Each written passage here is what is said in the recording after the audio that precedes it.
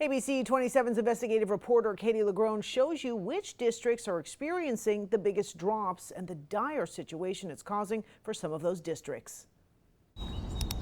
I'm doing fractions and decimals, We caught up with 14-year-old Logan Drake Minyard during school. rational and irrational numbers, and some integers as well. Since last year, this 8th grader's classroom is home. For me, it is better now that I know the system pretty good because I can make my own time and I have a lot of help. After spending months e-learning through the district this summer as COVID cases surged, his mom gave him a choice: go back to traditional public school or leave it altogether for virtual. Fear of COVID made it easy. A lot of our family members also have medical issues. Diabetes and stuff runs through the family, and heart problems. So I'm really scared to give a lot of my family members COVID and put them at risk.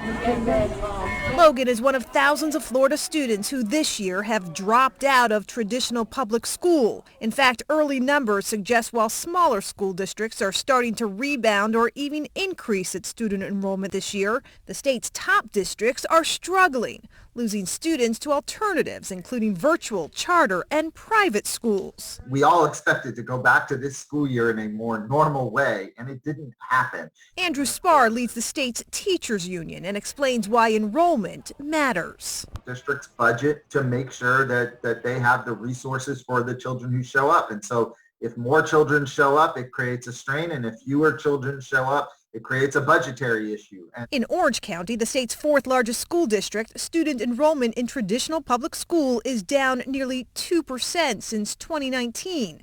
In Broward County, despite a county population surge, there are more than 10,000 fewer students enrolled this year than before the pandemic. We were a little surprised because here in Broward, many people have already received the vaccine. Enrollment Chief Jill Young blames COVID-19 fears, especially since she says their biggest loss is younger children between 5 and 12 years old who have largely been ineligible for the vaccine. I feel that a lot of parents have decided to make other arrangements because of that fear of their child not being safe due to not everybody being vaccinated. Since fewer students means less money, Broward has already dipped into its federal COVID funds to keep from cutting programs and positions. We did have a decline in our enrollment for our district-operated schools. So has Palm Beach County, where early numbers show it's dealing with among the most severe enrollment slumps, down 6.5% in 2 years. The district with no choice but to tap into its federal COVID treasure chest to save hundreds of district jobs. But the federal life preserver will only last so long. We're going to continue to monitor enrollment and align our resources so that we minimize our use of one-time funds. It's a problem these districts are closely watching. We're doing a test. While students, including Logan, Lots of fractions and decimals. are settling into their new routines, open to eventually going back, but not fully convinced. I'm not as much at risk than someone who's actually at school. He will. If the pandemic was still going on, an hour to go to a regular school, it wouldn't be helping get the pandemic out. It would just be causing more problems.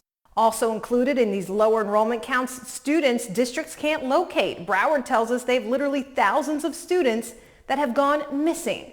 Meantime, all districts will be filing their official enrollment counts next month. Katie LaGrone, ABC 27.